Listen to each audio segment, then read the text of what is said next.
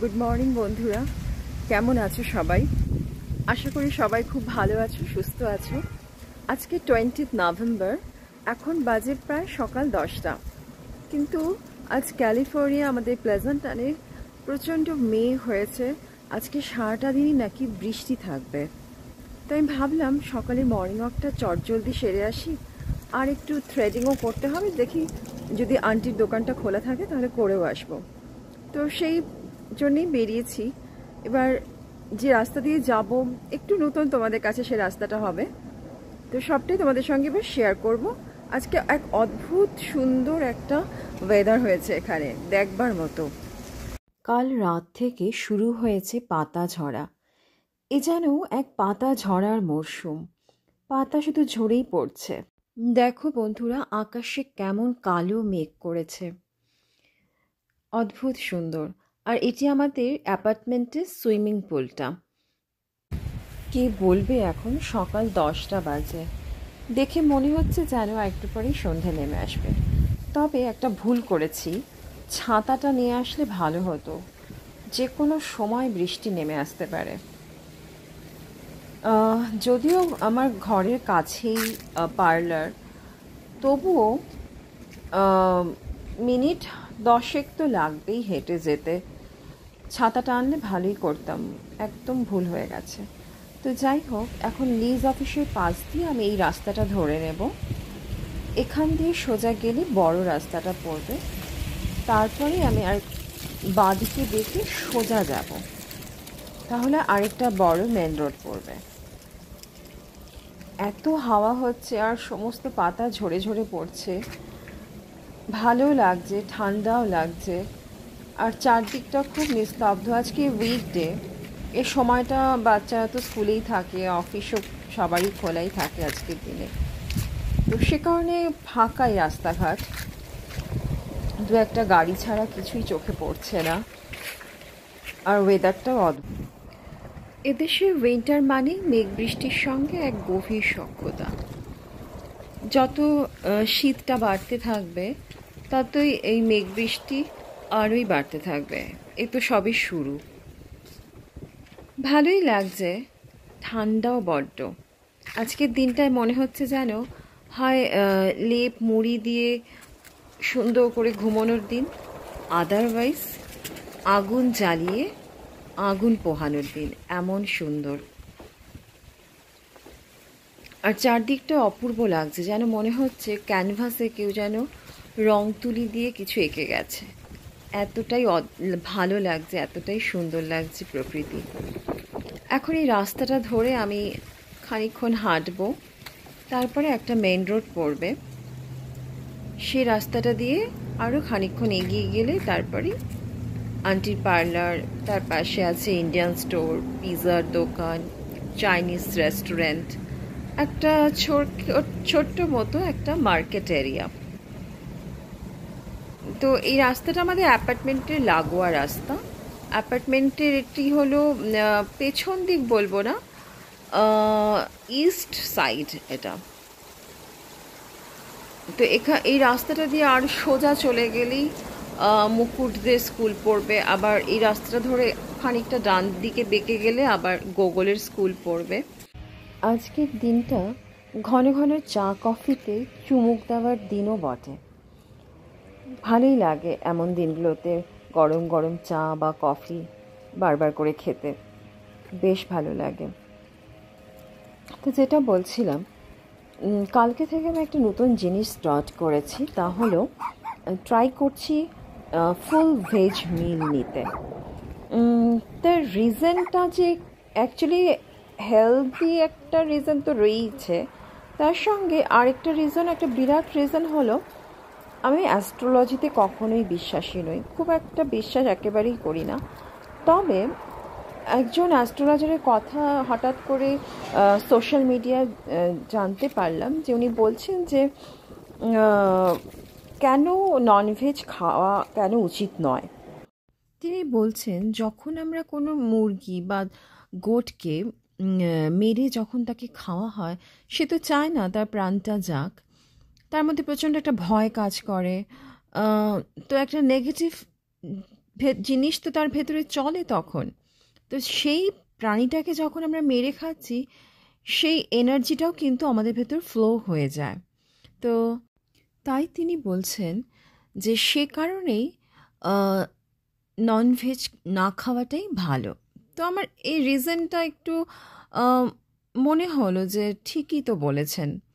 তো সে কারণে কাল থেকে আমি চেষ্টা করছি যে ডিম, মাছ, মাংস খাবো না, ভেজই থাকবো। তবে 3 ধরনের কনসেপ্ট আছে: ননভেজ, ভেজ অ্যান্ড ভেগান।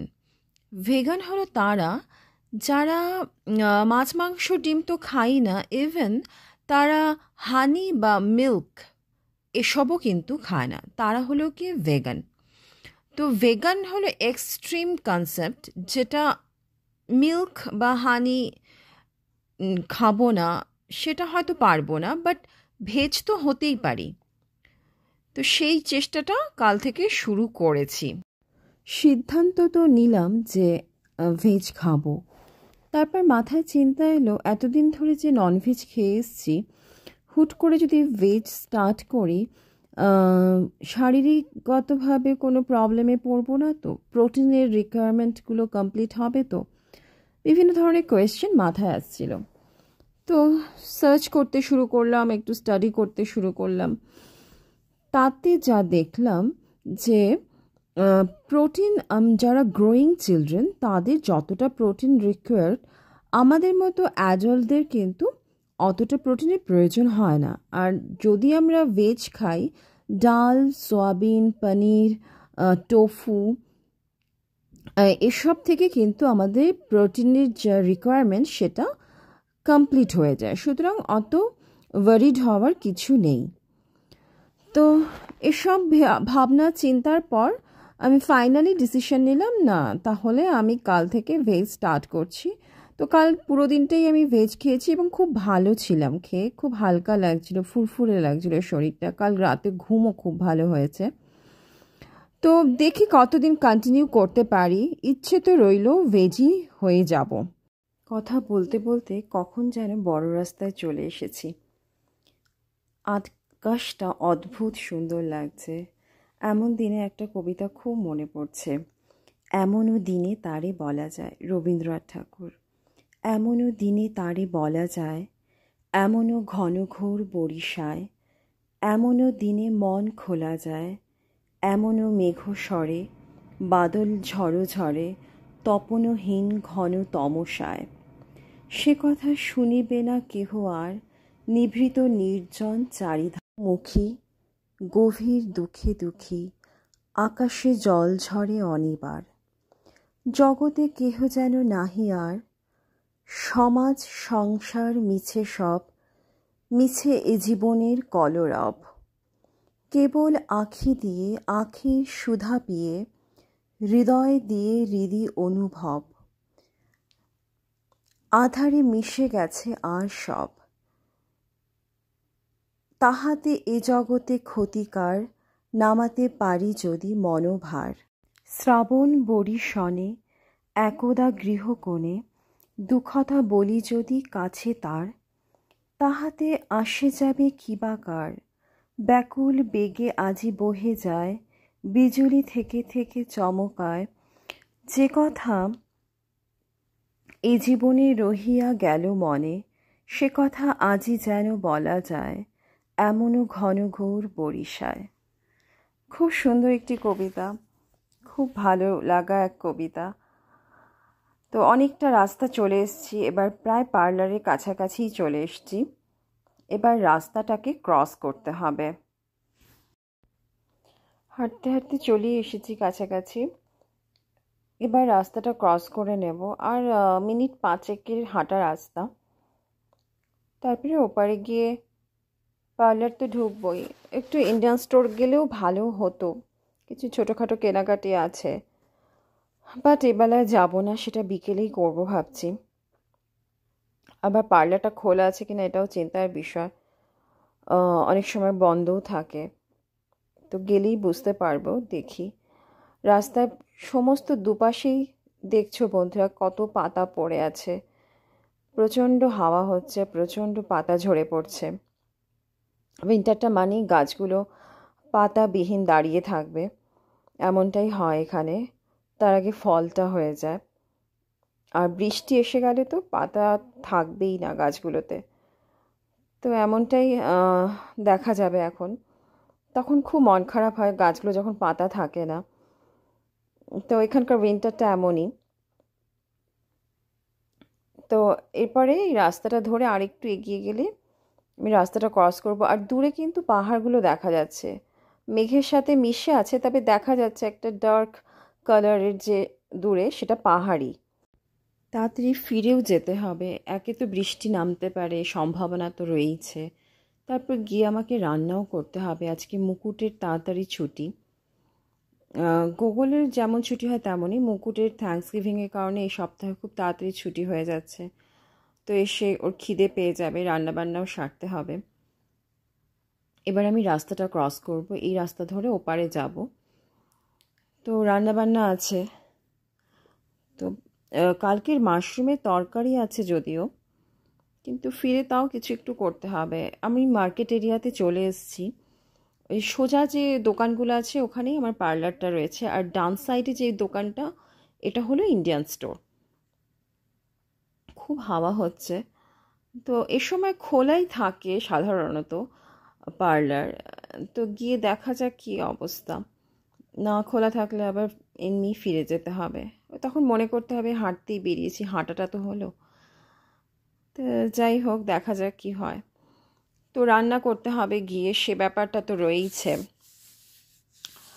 তারপরে আজকে আর কি কাজ আছে, বিকেলে তো বাজারঘাট করতে বেরোতে হবে, কালকে থেকে আবার জবেও যেতে হবে। সেই মুকুটেরও স্কুল আছে, সবার স্কুল আছে কালকে। তো একটু জামা কাপড়ও ওয়াশিং মেশিনে দিতে হবে, কাজ আছে অনেক। ছুটির দিন হলে হবে কি। এই যে এইটাই আমার পার্লার। এর যে ওনার, উনি একজন ইন্ডিয়ান পাঞ্জাবি, খুব ভালো আন্টি। তো এই পার্লার থেকেই আমি সাধারণত করি, কিন্তু পার্লারে গিয়ে দেখলাম পার্লার বন্ধ। তো আন্টিকে ফোন করেছিলাম, তো উনি বললেন আমি ওয়ালমার্টেই গেছি, মিল্ক নিয়ে ফিরছি, তুমি 5 মিনিট ওয়েট করো। তো 5 মিনিট আমি এখন দাঁড়িয়ে থাকবো এখানে, একটু ওয়েট করি আন্টি যতক্ষণ না আসে। এটি আমাদের ইন্ডিয়ান স্টোর, আর এটি ইন্ডিয়ান স্টোরের বাইরেটা। তো ইন্ডিয়ান স্টোরটাতে সবসময়ই ভিড় থাকে, আর বিশেষ করে ভিড় থাকে ফ্রাইডে, স্যাটারডে অ্যান্ড সানডে। তার কারণ হলো ফ্রাইডেতে জিনিসপত্রের দাম, সবজির দাম একটু কম থাকে। আর ফ্রাইডে, স্যাটারডে, সানডেতে এখানে বাইরে ফ্রিতে একদম মশালা টি দেয় প্রত্যেককে, যে কোনো কাস্টমারকে, পুরো ফ্রি সেটা।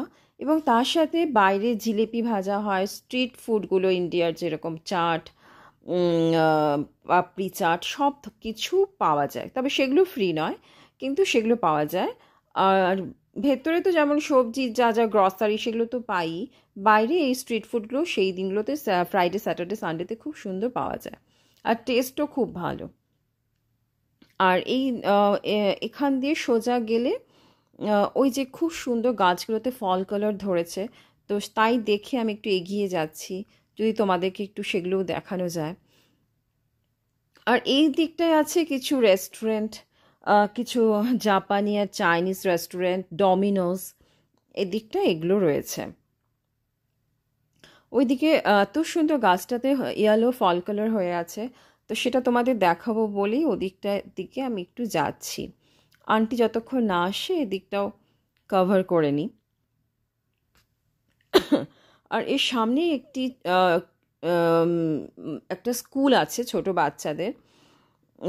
তো আমরা যখন এসেছিলাম, এই স্কুলটা মুকুটের জন্য খুবই কাছে ছিল, কিন্তু সে সময় ভ্যাকেন্সি ছিল না, ওই কারণে আমাদের একটা দূরের স্কুলে মুকুটকে দিতে হয়। তারপরে যখন কল এলো যে হ্যাঁ এই সামনের স্কুলে মুকুটের হয়ে গেছে, বাট তখন মুকুট আসতে চাইলো না, কারণ মুকুটে তখন ফ্রেন্ড সার্কেল হয়ে গেছে ওই স্কুলে। তো সে কারণে কাছের স্কুলটাতে মুকুট আর পড়েনি। তো মাঝে মাঝে মনে হয় যে ঘরের সামনে স্কুল থাকলে অনেক ব্যাপারেই সুবিধা হয়। তো যাই হোক, এখন তো ব্যাপারটা হ্যাবিচুয়েটেড হয়ে গেছে, আর প্রবলেম নেই। তো এই সামনেই সেই স্কুলটা। এদিকটাও খুব সুন্দর, একদিন কোনোদিন হাঁটতে হাঁটতে এসে তোমাদের সঙ্গে এই রাস্তাটাও শেয়ার করে দেব। এবার আমার পার্লারের কাজ হয়ে গেছে বন্ধুরা, এবার আমি বাড়ির দিকেই হাঁটা দিয়েছি। মনে হচ্ছে এক্ষুনি বৃষ্টি নামবে, ছাতাও নিয়ে আসিনি, বেশ ভয়ই লাগছে। তো বৃষ্টি এলে ঠান্ডার মধ্যে ভেজার যে কী অভিজ্ঞতা সেটা আমার এখনও জানা নেই, দেখা যাক কী হয়। বন্ধুরা, আজকের ভিডিওটা এখানেই শেষ করছি। যদি ভিডিওটা ভালো লেগে থাকে তাহলে প্লিজ একটা লাইক করো, কমেন্ট করো, আর চ্যানেলে প্রথম থাকলে প্লিজ চ্যানেলটাকেও সাবস্ক্রাইব করে নিও, আর সঙ্গে বেল আইকনকেও হিট করতে ভুলো না, যাতে আমি যখনই ভিডিও আপলোড করব তোমাদের কাছে নোটিফিকেশন চলে যাবে। তো আজকের মতো এটুকুই, আবার দেখা হবে একটা নতুন ভিডিওতে। Take care, by.